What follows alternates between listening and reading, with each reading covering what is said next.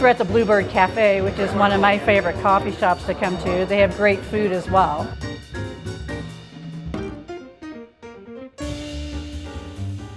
People ask me if this is a bubble that we're in, and are we going to see a crash? And we're not, because we have the limited inventory, and now we're seeing some new builds, but we're kind of behind in that scenario.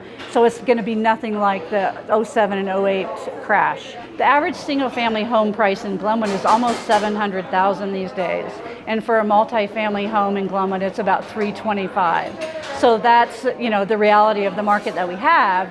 So we don't have much inventory. When a seller puts a home on the market, it is going to go pretty quickly. There are always multiple offers in this scenario. So no matter which side of the transaction you're on, if you're the seller or the buyer, you really need a trusted agent to help you manage that and negotiate through that process. I have some good friends that live downtown Glenwood Springs, and she's had this home for 26 years. But she wanted, with COVID, she's spending a lot more time at home, and they really wanted a home they wanted to stay in Glenwood Springs, but they wanted a little more room around them. So we had made a couple of offers with this house sale contingency. And because it's really a seller's market, that didn't go over very well with the first two sellers that we tried.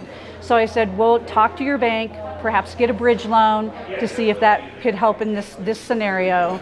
So it really worked out well. The home that they loved, out of all the homes we had made an offer on, they were able to do that scenario with. So we locked them in on that home, and we put her home on the market immediately, and within 5 days it was under contract, and we were able to close on the same day. So there are some great strategies. They're so happy. They thank me to this day for helping them negotiate through that setting.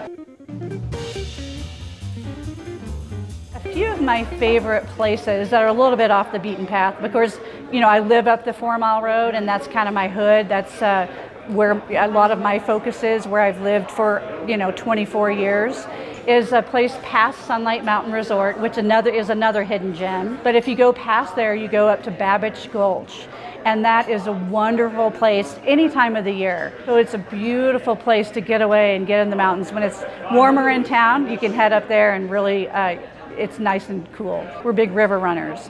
So the Colorado River is right here, and so we raft that all summer long.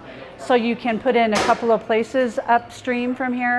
The Shoshone Dam is a good place to put in if you want to get some good splash, as well as Grizzly Creek is also a great place to put on the river. And you can end up in Glenwood at Two Rivers Park, or you can keep going and go to South Canyon. I've lived in the Glenwood Springs area for over 3 decades now, and I think it's always important to give back to your community. So I've always been on a nonprofit board. So I've been on United Way and Advocate Safe House program. Currently, I'm on the Rally the Valley Committee, which is a committee that gives to the Callaway Young Cancer Center at Valley View Hospital. I'm also on the Valley View Hospital Foundation Board. It's a very tight-knit community, and even newcomers that come here feel that and see that, even people traveling through. That's why I love this community.